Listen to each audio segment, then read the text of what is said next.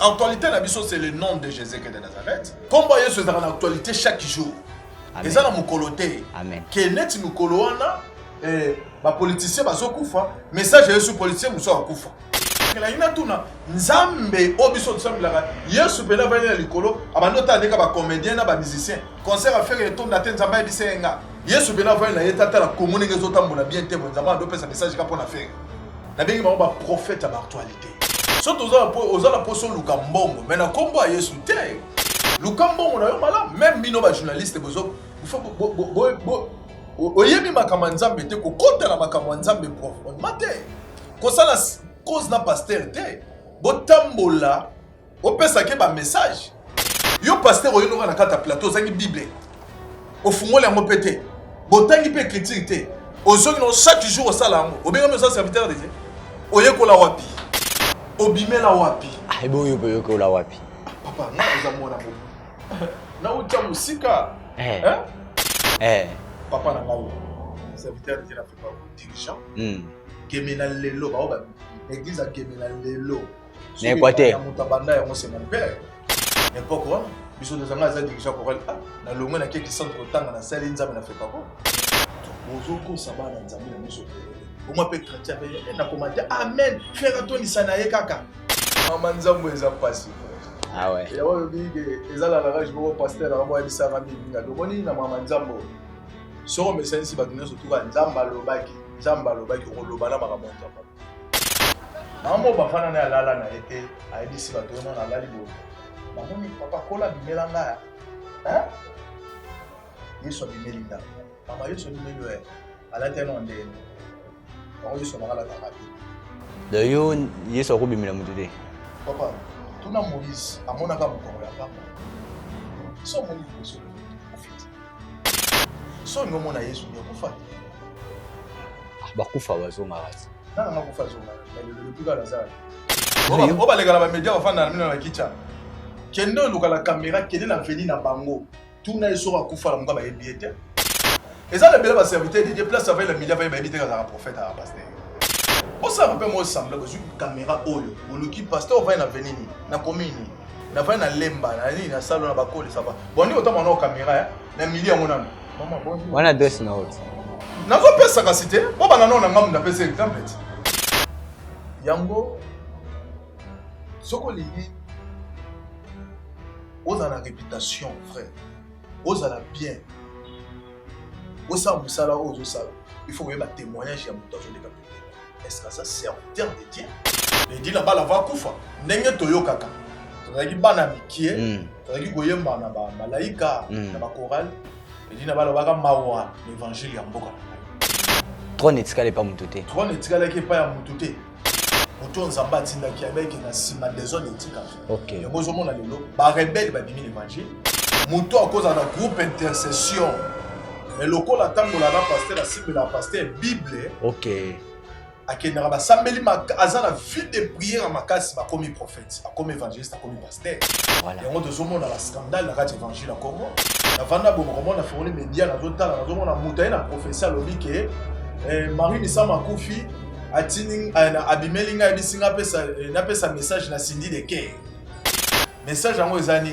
Marie Misama zana nan c'est que toi effacer Bible eux comment que so mutakufa ke libela mais mutango so tuni ebo naza pasteur naza prophétesse naza pasteur naza évangéliste voilà ya mona nekaka mutakufa bimeli ah maman OK na ko visiter c'est ça on a surtout ça ba désordre ya kozanga encadrement puis ya kozanga vision pe leader akamba enani ah ouais ça la bato bisu de là pasteur ça na 4 pères o ba bimisa ye koto abengaka papa ba pasteur ba continue na kati ya politique OK ba politicien ba talisi bango bozui ba influenceur mbongo net alaki premier tour $50,000 deuxième tour $100,000 oh envier bozui wana moyati kango azate yemo ka commission politicien mais lelo na kati église na so mo ba pasteur adjoint bazala ali sulté comment ka pasteur titulaire et loko nazo répéter lelo la campagne est le soutien, mais tout le monde a la campagne et la conseil. Campagne d'évangélisation est le soutien de tout le monde, le stade de martyrs, toujours qui ressemble à parler du peuple qu'on a Jésus. Pourquoi Bolongola qui parle tantôt d'une manière, tantôt d'une autre? Tu gardes d'une manière. C'est que l'église, c'est que l'autre qui est dans l'église, ça va être Est-ce que l'église tu es dans beaucoup de gens? Et ça n'a pas signe que ça le m'appelle et que la chose un esprit de mort. Le l'homme limo qui m'a réalisé pour la c'est ça l'esprit de Dieu. Tu l'auras dans mon abandon comme sur le lot, bazo semble la moni, il parta moko et kiti le colo, il partait kiti mais m'a dessiné à moi bâtir pembe. La BC que pasteur ça en salama. Bazo semble na mon abandon. D'ailleurs William Branham moi les alokuta. Non na mon abandon. Est-ce que kango d'abord photo?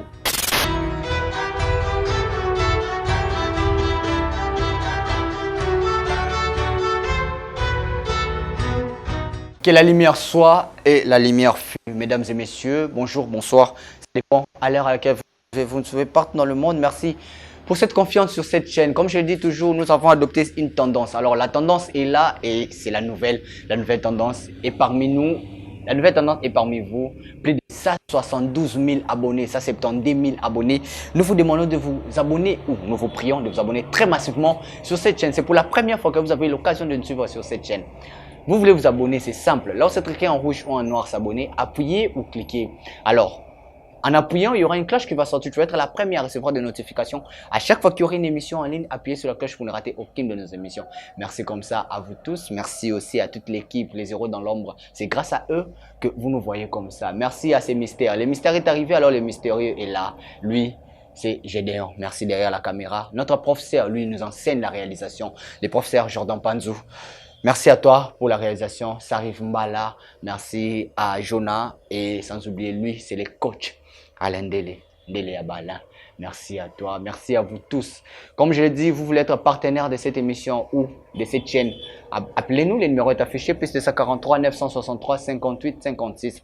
Vous ne serez jamais déçus, on va faire, on va vous servir comme il faut.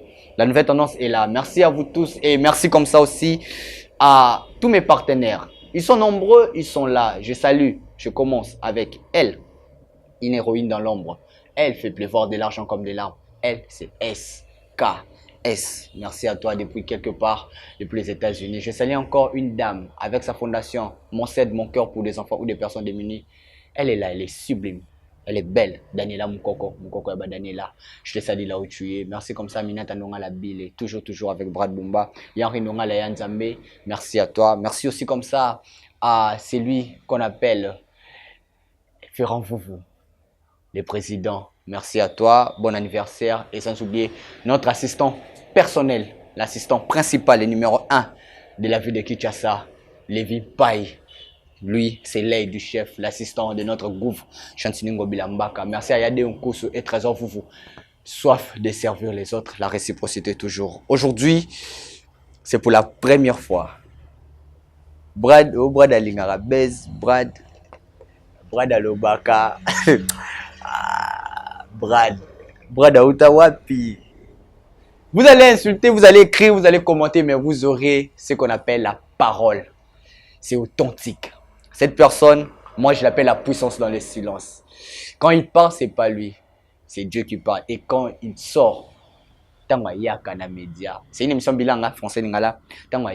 C'est pour dire des choses concrètes.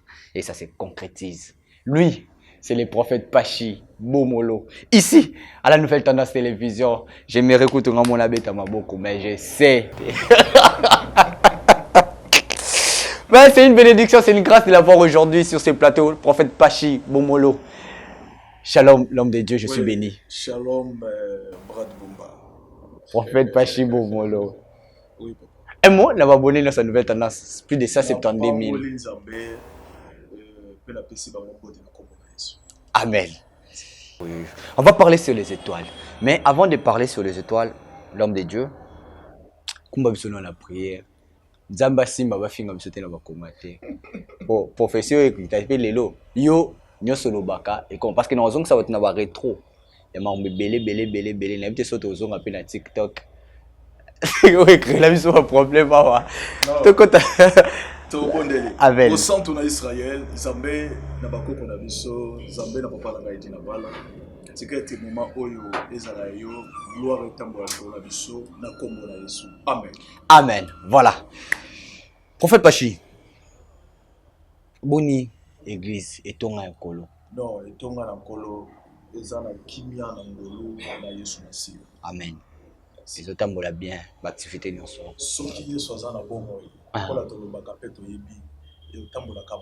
Gloire à Dieu. Voilà. Nous sommes presque. Nous sommes presque été. Tant qu'on bimara dans les médias et komaka. Le bêtise solo il y a maman Nabiso artiste et artiste Biso maman Chala Mwana avec des mots, des phrases et puis les noms précis et komaki. Maman va parti politique au loba Nabiso maman belé. N'habite soto ozongi lango soso et avec kokisama. Les pays vont un peu mal, les églises les lots. Nanga to fanda mukie na étoile, mais avant to fanda na étoile.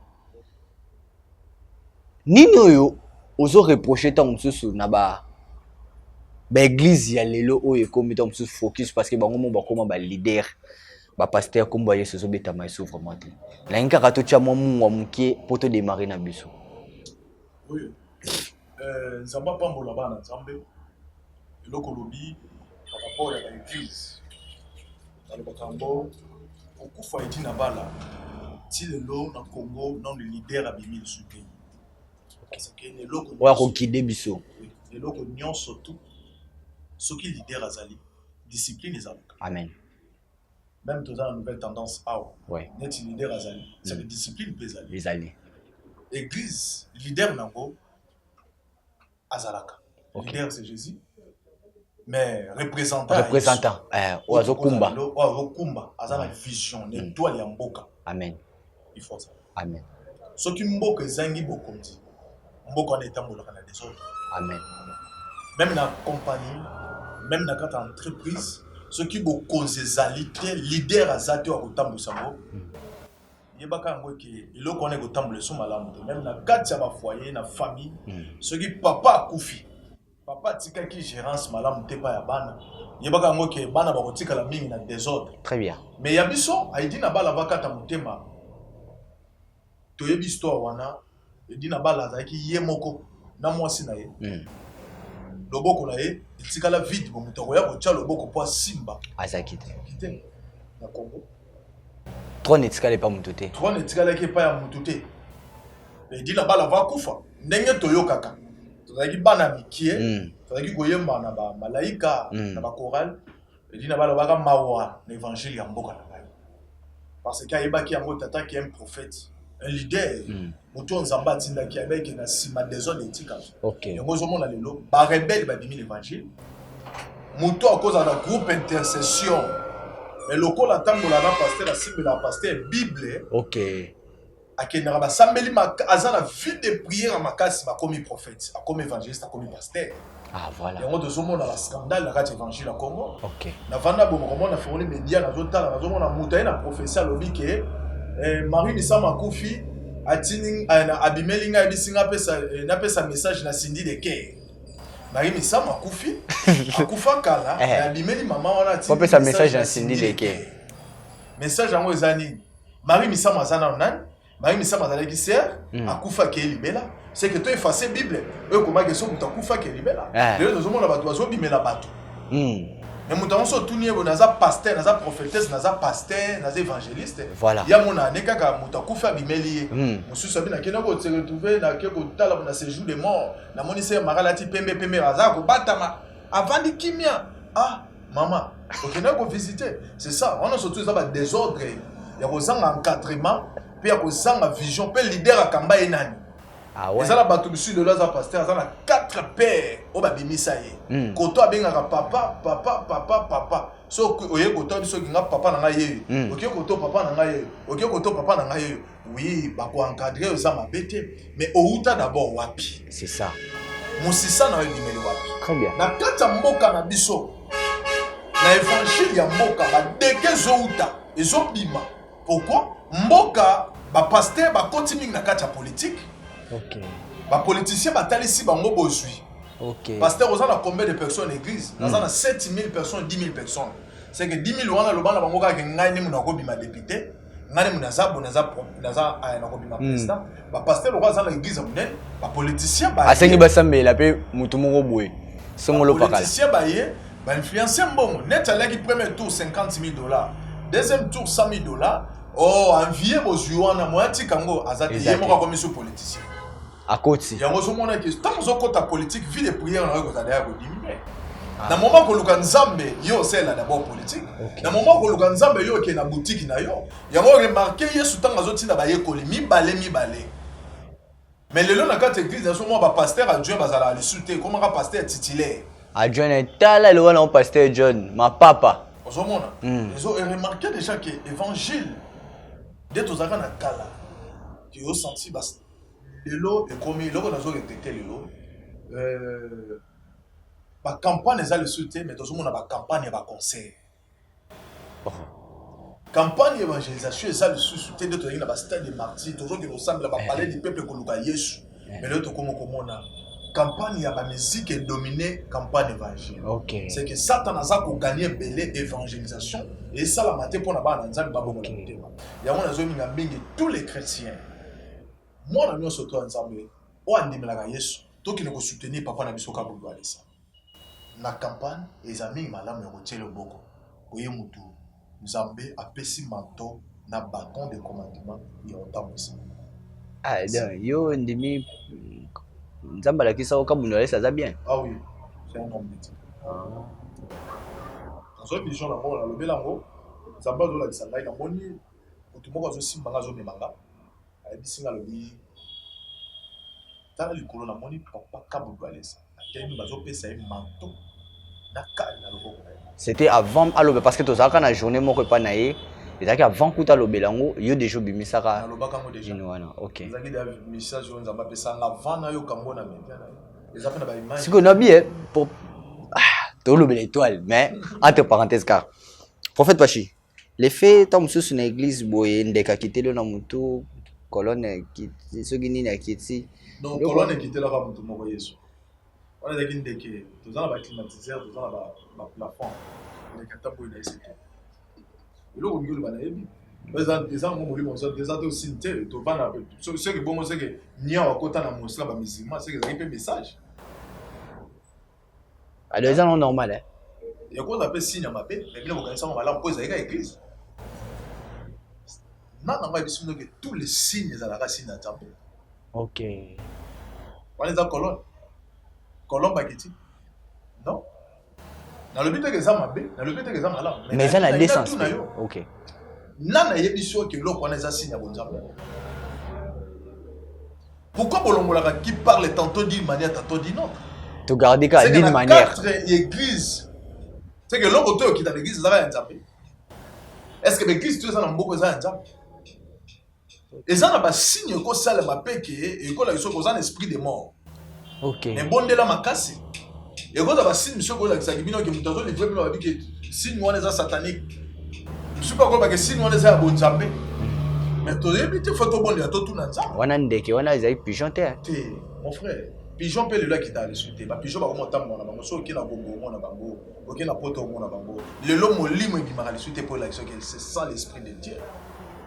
Ah, si nous on est mal, c'était le log, mutulora no mona bande comme sur le lot, bazo semble la bamoni, li pata moko et kiti li kolo li pata kiti me ba dessiner mo ba tie pembe. Ba be c'est que pasteur so ando salama. Azo semble na mona moko. D'ailleurs William Branham on est à lokuta. Non na mona kango, est-ce ba kango d'abord photo? Ya frère. Donc on a rappelé bateau monsieur dans mona maramu. Est-ce ba kango photo? Mon frère, Tokyo au sala tout mais Jésus revient mon frère. Surtout aux apôtres Lukambongo, mais na combo à Yesu te. Ah oui. Lukambongo na yo malade, même mino ba journaliste bozo, il faut oyemi makambo nzambe te ko kota na makambo nzambe prof. Mate. Ko sala cause na pasteur te. Botambola, opesa ke ba message. Lelo comment misusu ndeni, prophète Pachito sandeni. Webi ke Nikolo yo c'est un anneau à Koufi, il y a théâtre. Beta Miraesa. Koufa Moussus. Moutoyer, un pasteur, moutoyer, ça y est. Et comme il a repéré déjà. Et comme il a repéré déjà. Déjà, mon actualité, mon bonnet. TikTok. Hein? TikTok. Non, na TikTok, on a une actualité. On a fait ça message, c'est tout. Avec tes personnes, tu as un message, tu peux faire le comme il faut que ça. Ma fille, ça va qui comment dire. c'est qui c'est comment bimba ça va raison ouais. Et belé va ça va raison dans commentaire na bango mais le col toi en actualité na biso c'est le nom de Jésus de Nazareth. Comme Yesu dans l'actualité chaque jour. Et ça na mukoloté. Amen. Que net mukolo wana ba politicien bazokufa message Yesu politicien muso akufa.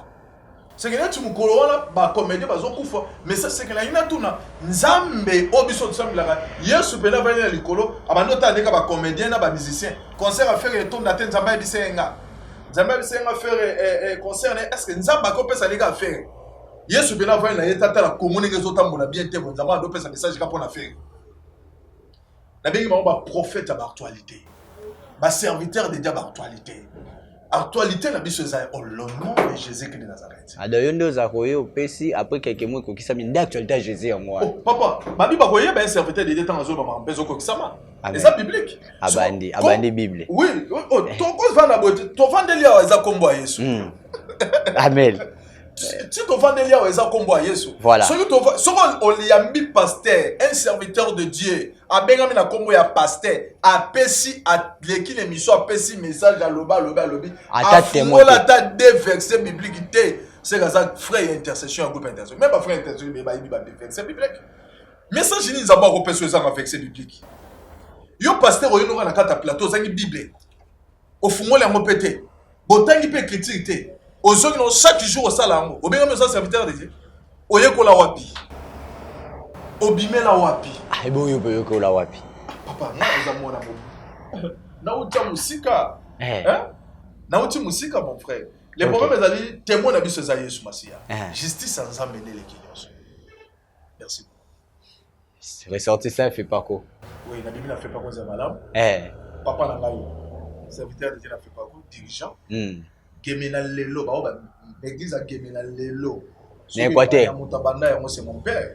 OK. Maman na ngazaki dirigeante na chorale be ayembela nzambe na yolo sinde to ina wagena to bani n'Équateur na mandaka.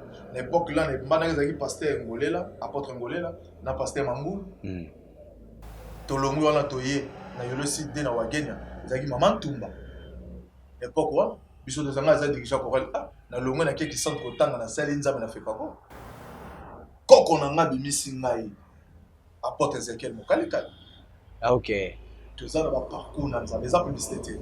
Tout ça dans notre côté un serviteur de Dieu, il faut avoir l'écriture. Avoir l'écriture, ayeba la Bible. Témoin de bisoye. Ce que vous avez la témoin, c'est que vous avez témoigné. Voilà, merci beaucoup. Alors, on continue l'émission. C'est quoi na sur les étoiles. On va parler sur les étoiles. Qui a une étoile et qui a compris déjà qu'il a une étoile? Ou c'est lui qui n'a jamais compris qu'il y a une étoile? Tous les fans de la psychoplace ont parlé sur les étoiles. D'abord, l'homme de Dieu, étoile. La vie à moto. Ils ont un rôle parce que a une étoile, a saliboy, tout le monde a une étoile parce que c'est tellement important. Étoile nan. Le problème c'est quoi? Tout le monde a une étoile. Mutazo la kisabiso, mutu nyonso azalaka na étoile. Ezalaka ndaka Jacob. Tokoluka totanga yango. Très bien. Tokoluka totanga yango, pour comprendre yango eza na Genèse chapitre 37. OK. Mutazo azo yebisa biso ke mutu azalaka étoile ezalaka ndaka Jacob. Tobane la premier verset. Voilà. Je lis le nom du Seigneur. Amen. Jacob demeura dans le pays de Canaan, où avait séjourné son père. Voici la postérité de Jacob. Joseph, âgé de 10 ans, voilà, 17 ans, excusez-moi, faisait paître les troupeaux avec ses frères. Cet enfant était auprès de ses fils, de Bila et des fils de Zilpa, femme de son père. Et Joseph rapportait à leur père leurs mauvais propos. Israël aimait Joseph plus que tous ses autres fils. Merci. Au sauter, au cinquième verset. Voilà, dans le 5e verset. Joseph eut un songe. Il les rencontra à ses frères, qui les haïrent encore davantage. Il leur dit, écoutez donc ces songes que j'ai eus. Nous étions nous étions alliés, voilà, des gerbes au milieu des champs. Et voici, ma gerbe s'éleva et s'éteint debout. Et vos gerbes l'entourèrent et se prosternèrent devant elle. Ses frères lui dirent, est-ce que tu régneras sur nous? Est-ce que tu nous gouverneras? Et il les haïrent encore davantage à cause de ses songes et à cause de ses paroles. Voilà. La 9e, il y a encore un autre songe. Yes. Il les rencontra à ses frères. Yes. Il dit, j'ai encore un songe. Et voici, le soleil, la lune et 11 étoiles se prosternaient devant moi. Il les rencontra à son père et ses frères. Son père les réprimanda. Voilà. Merci. Ton souki wa. Azit des songes. Motozo expliquer biso que étoile les alaka moto. Ezalaki Joseph. Amen. Joseph azo lota ndoto. Abandi ko beta lisolo ya ndoto ya monaki na moto. Amen. Zamba bandi ko lebisa. Ya mona mielo bete. Tout le monde Amen. azaka étoile. Tout le monde. Mutu nyonso tout na se na moyo azaka étoile. Mais bétoile ekeseni. Ok. Mutu nyonso aza na étoile. Tiozo tambola no zaka na étoile. Petit frère na yo pas zaka na étoile. Camarade na yo pas zaka na étoile. Parce que Joseph a expliqué biso. A bisa papa na ye. Na bandeko na ye. Comment zolota ba étoile? Les 11 étoiles. Ezol zinga étoile moko. Ok. Abandi ko beta lisolo. Papa na ya bandi ko expliquer ye. Que betolo mona kene zaki nde biso. Zaki bandeko na yo. Sanza moi wana. Ezaka nde tata na una mama na yo. Amen. Abandi ko expliquer ye. Mais ce que le problème est ali. Toko zala biso tout oza étoile. Mais ça na étoile moko. Il faut ça. Éternel. Amen. Bref, étoile, ba etufaka yango te. Gloire à Dieu. Mutu nyonso tu oza étoile, aza na parcours ya vie na ye. Aza na lisolo ko beta. Amen. Étoile akomona pasi lelo. Mais l'homme baza na témoignage ya koloba bolamu. Toko bota mwana. Mais toko yeba lobi na yete. Mais tozanga ba ambition bien liboso mwana wana. Amen. Ya koloba yete mwana ya kozala mutu lobi. Gloire à Dieu. Mwana na ngani mo fa tambo nenga zo tamba ba kozala jog ba kozala jouer. Amen. Mais yonde mama papa ne mutu zoloba. Mais oyo nzamba zo kana. Dieu habité. Amen. Oyo nzamba zoloba yebite. Nazota la Bible. Nazomona comment Christ azobotama. Mais fallait pas mona mais bazomona étoile. Bon landango. Merci. Si belanga Matthieu. Amen. Matthieu. Voilà. Regardez de ça. Ok. Chapitre 2.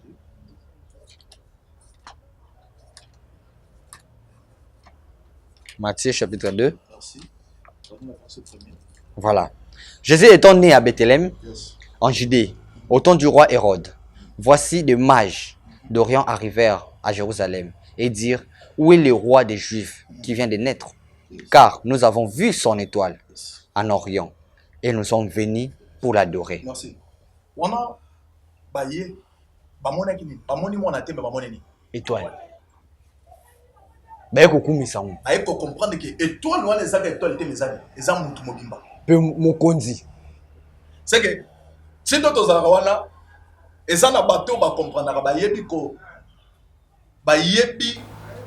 différencier étoile oyo ko resi na ko resi te. Tango bango baye ko adorer roi. Mais tango étoile bango bamonaki étoile wana te signifie bango te que étoile oyo eza ya mokonzi. Mais bango ba comprendre que étoile oyo eza na eza mokonzi. Balandi yango.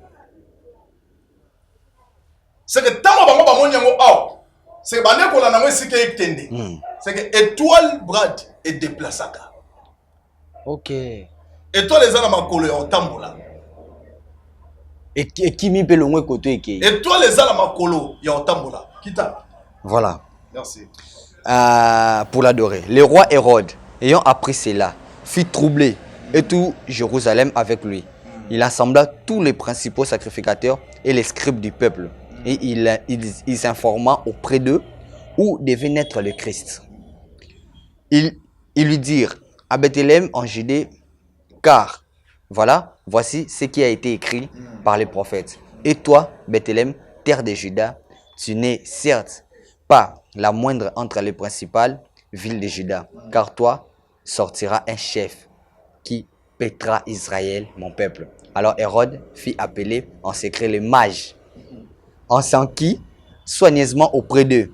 Depuis combien de temps l'étoile brillait? Puis il les envoya à Bethléem en disant, allez et prenez des informations exactes sur les petits enfants. Quand vous aurez trouvé, faites-les moi savoir, afin que j'aille aussi moi-même l'adorer. Yes. On continue. Après avoir attendu le roi, ils partirent. Et voici l'étoile qu'ils avaient vue en Orient marcher devant eux jusqu'à ce que temps arrivé au-dessus du lieu où il était le petit enfant. Elle s'arrêta. Étoile pété. Et accompagné bango etamboli type téléma wana. Étoile esali. Ezotambola. Tout le temps bazo lukango yango ezalaka na makolo. Wow.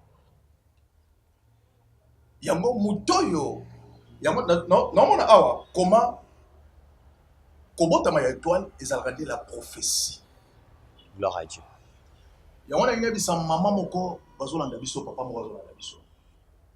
Muto nyonso to azalaka na prophétie na Nzambe kati na ye. Amen. Parcours na eza prophétie. Amen. Azaka muto déjà bakoma avant qu'il y a botama. Amen. Nzamba eba eka opima na famille songo. Gloire à Dieu. Eba eka obotama na Congo. Pourquoi batoile bazotambola ba que le luke étoile na Bethléem? Ba fille les avec belé. Pon ba ciblé ka yango. C'est que ville wana ezalaki na prophétie. Amen. C'est que avant ba Hérode bayebaki déjà prophétie que eza na mutu moko. Na ta moko boye, roi moko obotama wana. Gloire à Dieu. C'est que yo ndongo za wana brad. Na famille na yo. Kobotama na yo eza prophétie. Avant yo bima. Zambé déjà beke eza na mutu moko obotama na famille songo le brad wana fona tindeka na famille wana ya Bumba. Amen. C'est que parcours na yo akotambola na famille Bumba, oza na ni réclamation ya tata, ni réclamation ya mama, ni réclamation ya noko moko bolie moko ya famille ya kutidi ezalaki wana. Yo za na réclamation wana te. Pourquoi? Yo za prophétie otanga maka ozala wana. C'est que oye mission na famille wana. Kombo balati su eza ya Bumba, mais yo zalaka ya bango te. Amen. Yo za prophétie, c'est que kobotama na yo ti mama zui zemi. Zemi wana eza na bato yo bazaka na misu 4-5 ba monaki déjà que na famille wana eza na mutu moko fa botama. Orodi. Et on a bi bokende boluka ye nanu. Soki bomone sika mwana wana za babite sika bomone sika étoile wana ezali. Petit enfant. Soki bomone sika mwana wana zali, boye bisanga pena kena sani na gumba na adorer ye. C'est que muto zaka prophétie ba adoraka ye. Yango zo remarquer Joseph na ndoto. Aloti bande kone bandi koloba ete c'est que biso nyonso tune toza tosani togumba mela yo. Kasini ya kogumba meza adoration. Boza ko adorer mutu. Yango moni tango bandi ko bundisa étoile. Ba bandi ko étouffer ye, bandi ko luka ba boma ye. Lokola zaki étoile akoki ko fanda wana te. Il faut déplacer que l'Égypte. Amen. Étoile est emboli. Étoile les autres. Gloire à Dieu. Yango même na Congo esimbité. Étoile memo ici comme abeli ya bila kaisali ici. Mais par prophète. Entre parenthèses na tuna mutuna. Merci. Olobi awawa muto abotami oaz étoile o ezotambola. lien famille kangaka été. Coutume et simba été. Mais biso nyonso tozape ba étoile. Mais est-ce que bateau bakambo bango etambola raté? Alongwe kongo ake poto ezo simba te. Étoile etamboli. Ekei mais ezalaka étouffé. Comment genre ya bato wana? Ezana ba innocent ba kufa. Qui ça la étoile? Kobota mana ezana ba innocent ba kufa. Ezali déjà combat combé bandaki wana. Tant on va comprendre que yenda za étoile. Babandi ko kumisa. Kobota ma ya Moïse. Ezali prophétie. Maman na ke ti ko bomba ye. Achola taki. Par quoi Moïse a saliti na katanda? Eloko ka musa ngai. Moto azali na zem. Aboti. Ba soda ba koti na ndako na po baluka mwana. Mais ba bombi mwana na katanda. C'est que ba bomba ki wapi? Est-ce que yo ko ndeto zabo baka na biso place moko pendant ndeto zabo 3 semaines de 3 jours. Baluka. Est-ce que tu ko kango? Mais est-ce que pourquoi moi on a un bébé? Azaki toujours protégé parce que azaki na mission. Problème ezali ya muto azo souffrir lelo. Anita la mission na ngai na mokili ezakani. C'est ça. Muto aza na mission. Atezo simbate lelo brad. L'obéissance. Parcours ya étoile ezaka nzambe. Nzambe ame atambusaka étoile ti place récite ezali. Amen. Ti place récite ezali. Monsieur va perdre espoir. Comme au moins la guerre. C'est qu'ils ont comprendre mission na yete na sena moy. C'est qu'il y a eu parcours ya vie na yete ya yena nzambe.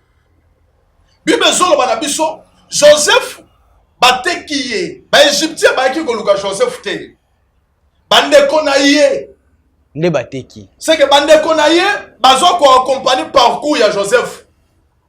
Malgré la mabe. Malgré la mabe mais nzamba estalaki derrière que Joseph na kana e simbate. Ya on a vu ça va tout mingi tant vous ensemble les autres nzambe que nzambe comme sanga na kana. Attention. Et comme na moment mo kané ka ukaki. Tout le monde ba kene ko luka biloko en Égypte. Na kana yemo Jacob atambola inde tina Égypte. Amen. C'est que récite ya kané za kané étoile. Ezaki na maboko mutu moko. Lokola babane ko étouffer ye. Il faut bon lande étoile ici kezali. Ezaba tu musuba vana na kata ndako libala. Ba senga nzambe libala. Bazaki trop pressé. Zamba pesiye poyo senga kinde. Et comme na moment moko na kata Israël bandi ko obligé nzambe pesa biso mokonzi. Il faut biso toza na mokonzi ko kamba biso. Mais zaki na kaliki na nzambe te ke Saoula za la ta wana roi. Ali so sababu za posa mokonzi savana pesi bino. C'est que ça va te belé le long la vie bazo tambola. Pressé. Balingi kota te batala d'abord ta ya ngonga ya nkolo. Lipambo les alika mona ngonga.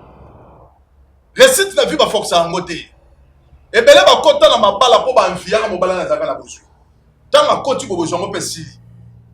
Po baninga babalaki.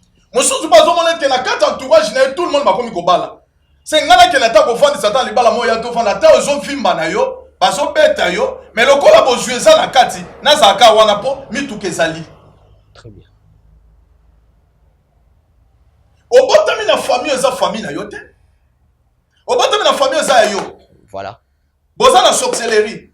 Combat. Oh, mais dans la histoire d'Abraham. Abraham pas botami na famille eza ki nani. Lien na mo tata na eza ki malamu te. Mais Zamba luka bimisa e lokola za ki étoile. Abraham ba pe ko tamba za ki na parcours. Sota na Genèse chapitre 15 au moins na parcours d'Abraham. Et comme na moment moko ba Abraham alembi. Abraham bizambe opesinga est-ce que nana ko ki ko arrêter biloko tout na zalango. Abraham za ki étoile ba ko tambola longwa na boka na ndako tata na ye. Ti Zamba memi esika kenai na kana. Parcours ni na baba salaki na kati ya vie ya lelo. Il faut que d'abord na patience. Ko yeba vision, mission na mboka. Mission na se na moyi ko eza. Est-ce que bino ko souffra keza mutu mo ba obengwa za posa tiko teke. Oyeba. Écoute na ngompe. Non, problème ezali soki un vrai chrétien bengi prophète ka pona tiko teke c'est kaza chrétien. C'est kaza mbikulu la sa même église en Pévalon. Et c'est ka ba ko sa bango ba. Le la famille na ba ko la ibongo. Il pas ça na kosa ake le prophète asani azwa zelu ya noir atele na mic ba sukula ba melisake ya ngolo kola makala na kena l'église mo na Congo central na ngidinga na mona lo ba tuta makala ba pesa mama moni libumeza ko vimba melango c'est que moto akoli bongo moto o aza mwana nzambe tanga zo benga prophète abenga prophète to sala ni to sambela to tanga likolo expliquer ngai na se wana de kolo soki pa lingia lobi Tolobisa nzambe chaque jour, tolobisa nzambe chaque jour yango etinda ke mutamona c'est Marie Bisama tindela sœur nani Cindy le cœur message koluka kolobisa nzambe koluka kolobisa ba prophète kolobisa pasteur na message akana etalo ba lokutana yango makele lo ba prophète ba komi ba prophète à stade de martyr ya faire na fali héritier. Il y a tous un message à bon le bâtiment. Non, on a Nicolo, on a un nzambo, on a un message à faire la faille. N'a que ça va stade de ton objet ton date. Bozoko saba na nzambe na miso polele. Au moins peut chrétien na commenter amen. Frère Tony Sanaye kaka.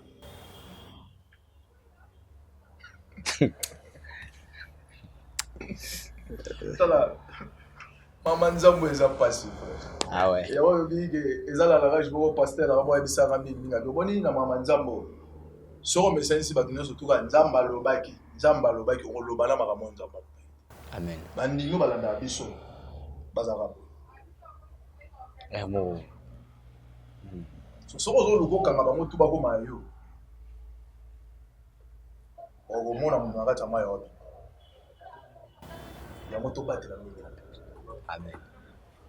La scène a les communes toyeba un frère et les monaïs sur eux so mutanya mona elonia yesu ya bo na mo bafana na lala na été a ebisi batona na lali bo na moni papa kola bimelanga hein yesu bimelinga mama yesu bimelo ala teno ndene bango yesu makala ta rapide de yo yesu ko bimela mutude papa tuna Moïse amona ka mukongo ya pamba so moni liboso le kufiti so ngomona yesu ya kufati bakufa bazonga kazi nana ngakufa zonga na le plus la zaki oba legala ba media bafana na mina na kicha kendo lukala caméra kende na veli na bango tuna yesu akufa la mukaba ebiete eza le bela ba serviteur de Dieu place avec le media ba ebite ka prophète à pasteur osa pe mo semble que sur caméra oyo oluki pasteur va na venini na commune na va na lemba na ni na salon na bakole ça va boni otama na caméra na milieu monana maman bonjour wana dress na haute na ko pesa ka cité bo bana na ngamu na pesa exemple boni ko tuna est-ce que bi na venu o bi prophète moko boye photo o musubo ala prophète ba otuna yo ayeba ni te même na venu na milieu na YouTube n'aime te bien qu'elle a pasteur. Dans tant que comme un serviteur de Dieu mo ba hotel ko kufa de mo ba bela lai. To ke matanga. Obi ke na veni mo ba ba ebite ka za pasteur. Na veni mo ba fandi ba ebite ka za pasteur. Ba ko comprendre ka za pasteur tant akufi. Ba moni ba pasteur ba mitu ke temi ba pasteur ba yebelo. Nini? Oh, c'est ça. Aza ka pasteur. Ba témoin jusqu'au ya mabe ba ndo bima. Yango soko lingi oza na réputation frère oza la bien oza musala ozo sala il faut que ba témoignage ya muto azo leka pembela est-ce que ça serviteur de Dieu muko prophète ba shiro ba miso ke kola bimeli yo le problème ezali vision nzamba pesa image etikali nzambe apesa ka kola obimelanga d'abord non tant que on a ange dans Nzambe la Bible tant que on a ange dans Nzambe égal Nzambe ah OK toi que non so que na contexte on est est-ce que ba moni yesu na ba tunga na ba nima dusu na mona odena ba chaîne ebele abimelinga bo abimelo ne na ndoto te boye utongo omona lo mato ebele kabelo tina suka awa manzaka milai atie ba wula lebe ebele awa yo moi ça rocha apexape moi ça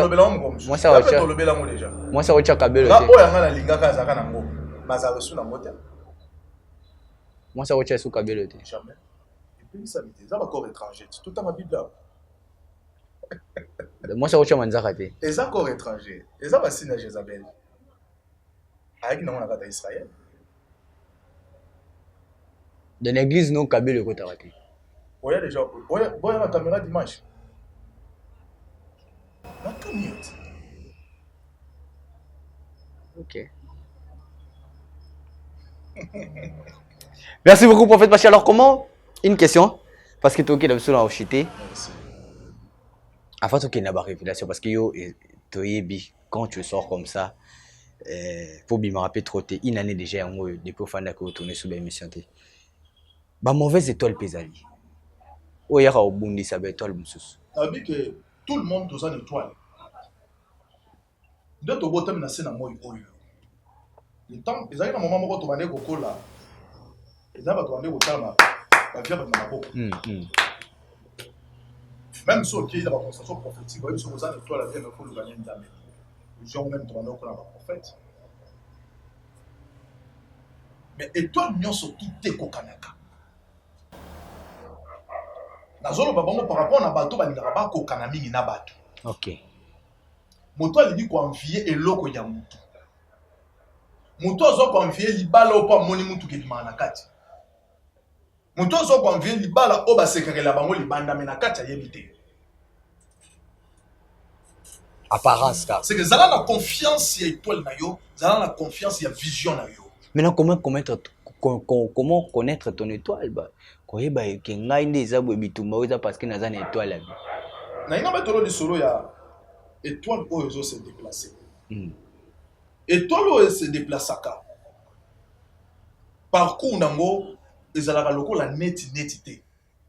OK. Premièrement. Neti ba Kabila Joseph. Oui.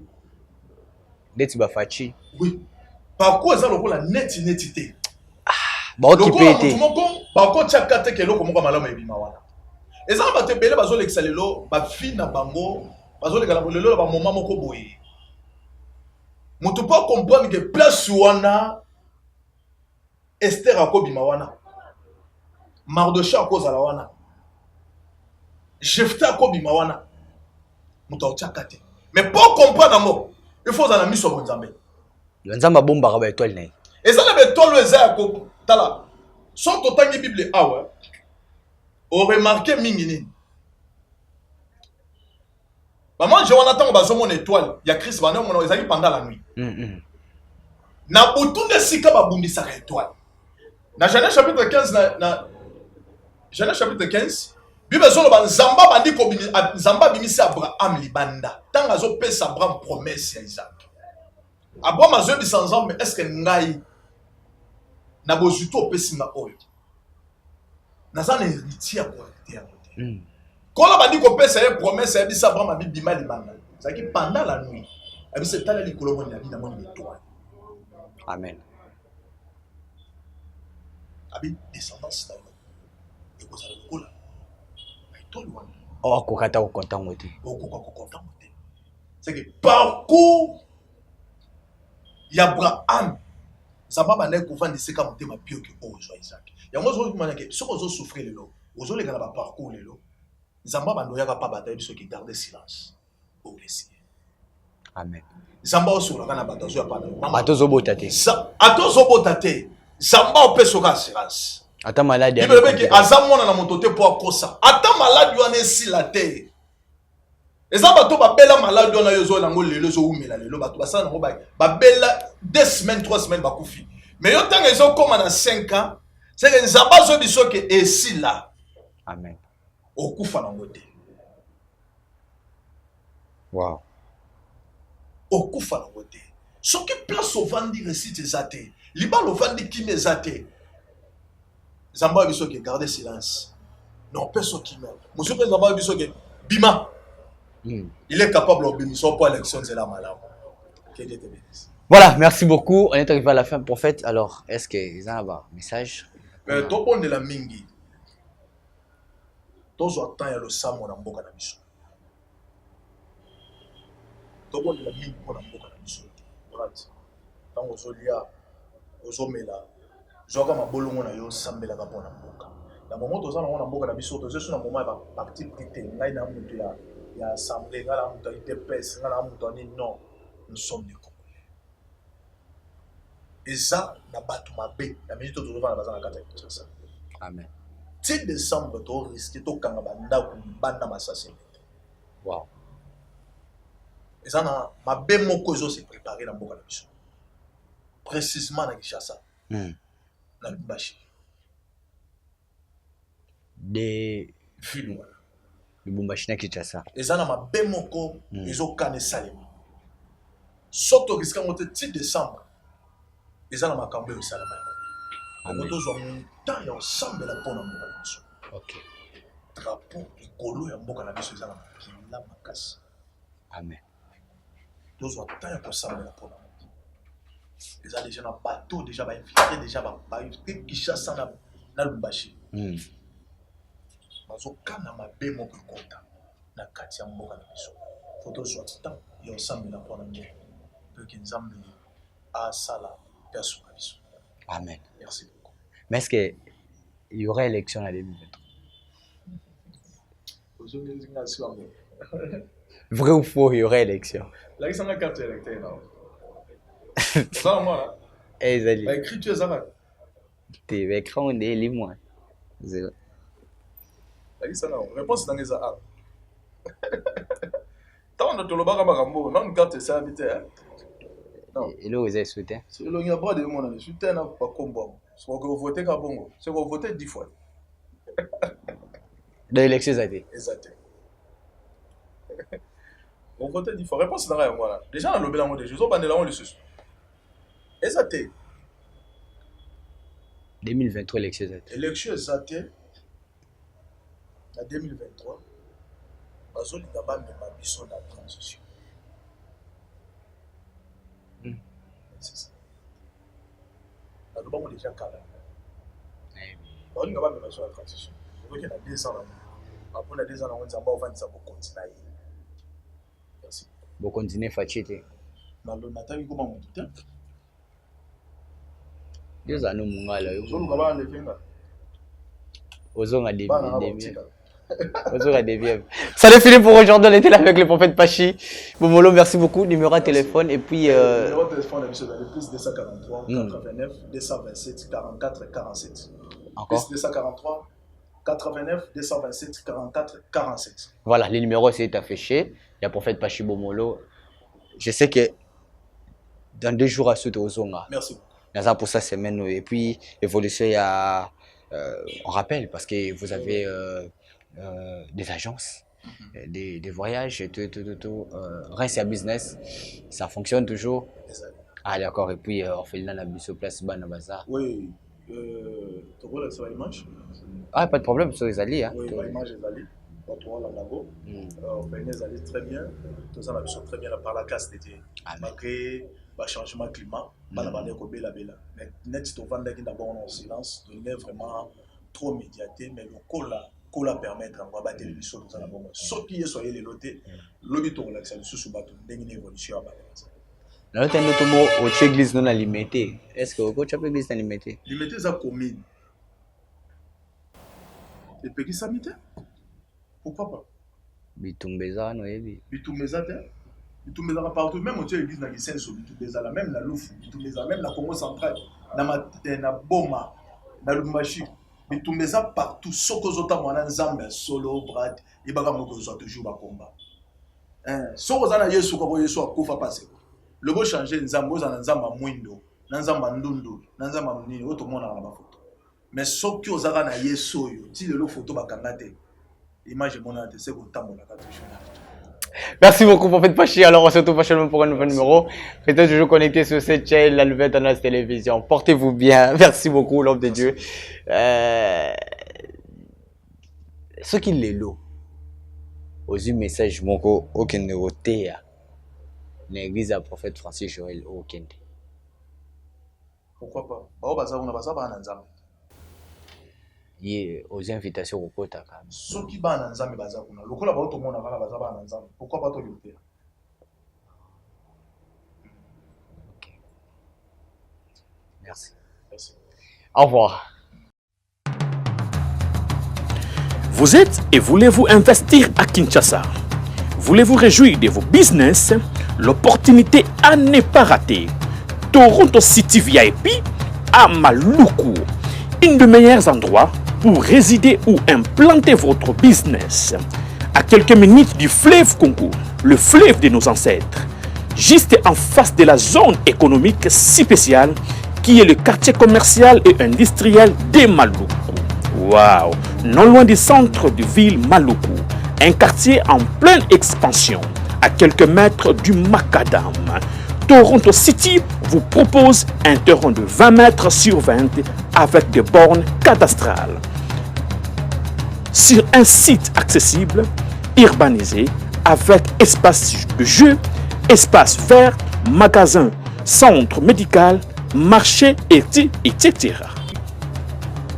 Pour tout contact, contactez Willy Mafuta au +1 90 57 30 15 40. Toronto City, waouh, les 4 qui nous réservent l'avenir de demain. Vive le Congo, vive Kinshasa.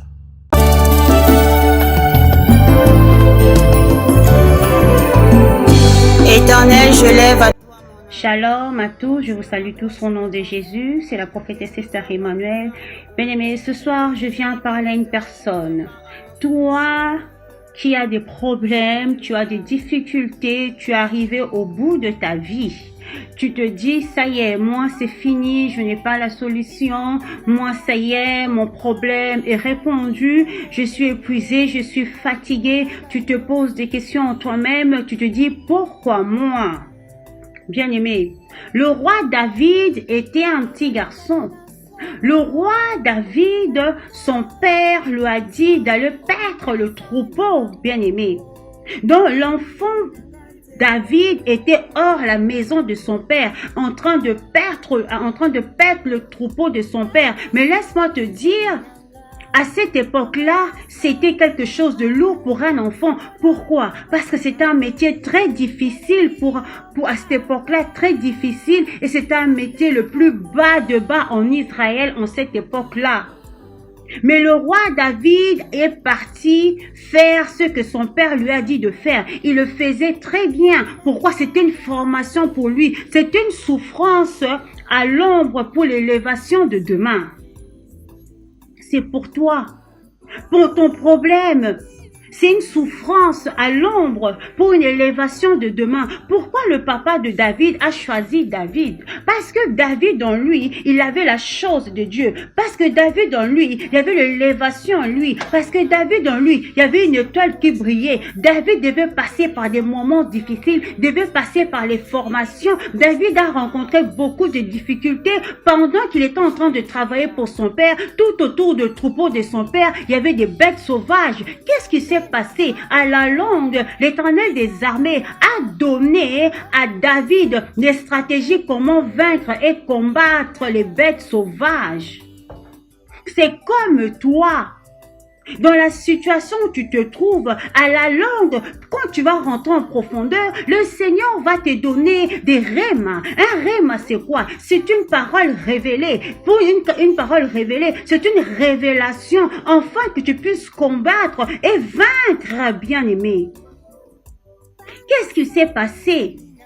David, pendant la formation, David faisait tout avec amour. Il a pris la souffrance pour lui. Il a gardé son silence. Il a commencé à travailler. C'est comme toi, commence à travailler. Commence à travailler dans la souffrance. Commence à prier dans la souffrance. Parce que demain, tu puisses rencontrer la gloire de Dieu. Parce que demain, tu puisses voir qu'il y a un Dieu qui est puissant, qui peut agir dans ta vie. Bien-aimé, ce soir, vraiment, je tiens à te dire... Ton problème d'aujourd'hui, c'est pour la gloire de demain. Ta souffrance d'aujourd'hui, c'est pour la gloire de demain. Les humiliations d'aujourd'hui, c'est pour la gloire de demain, bien-aimé. Dans la situation actuelle, là où tu te trouves, tu te dis, mais Seigneur, comment je dois faire? Qu'est-ce que tu dois faire? Tu dois rentrer en profondeur. La profondeur attire la gloire de Dieu. David, pendant la formation, il a été formé. Quand il est sorti de la formation, il a combattu Goliath. Goliath est tombé. Les gens étaient étonnés. Comment un petit garçon a pu combattre Goliath? David n'avait pas peur de Goliath parce qu'il a pris la formation, bien-aimé. David a dit, il a été jeune, il n'a jamais vu un juste abandonné et son fils mendiant son pain, bien-aimé. Est-ce que vous savez que Dieu peut se révéler à vous d'une manière terrifiante?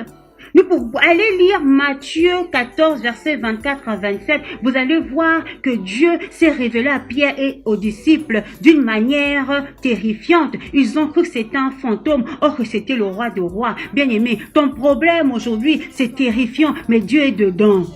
Ta situation actuelle, elle est terrifiante. Dieu est dedans, bien-aimé. N'aie pas peur, monte en profondeur, bien-aimé.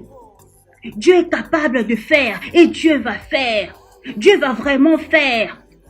Ça sert à rien d'aller raconter tes problèmes aux gens. Je vous dis la vérité. N'ayez pas raconté vos problèmes aux gens. Il y a des personnes qui peuvent vous dire, oui, c'est bien, fais ceci, fais cela. C'est très bien. Mais n'oubliez pas, il y a des conseils qui peuvent venir pour dévier. Ça va dévier la voix de l'Éternel. Laisse Dieu faire dans ta vie et tu verras la gloire de Dieu. David a dit dans Psaume 37, verset 25, « J'ai été jeune, j'ai vieilli, je n'ai jamais vu un juste abandonné, ni son fils mendiant son pain. » Reste connecté à Dieu. Réveille-toi la nuit, commence à prier. Prie pour ton mari, prie pour ton frère, ta soeur, prie pour ta vie. Dieu va donner la solution à ton problème. Il faut croire en Dieu. Marche la tête haute. Dieu ne t'a pas abandonné. Regarde David, il était en train de paître le troupeau, mais David est devenu roi en Israël. Ton élévation va étonner le monde entier. Ta situation, les gens vont parler de toi. Les gens qui te parlent en mal, ils vont changer de langage. Que mon Dieu vous bénisse. C'est la prophétesse Esther Emmanuel. Soyez tous bénis au nom de Jésus. Amen.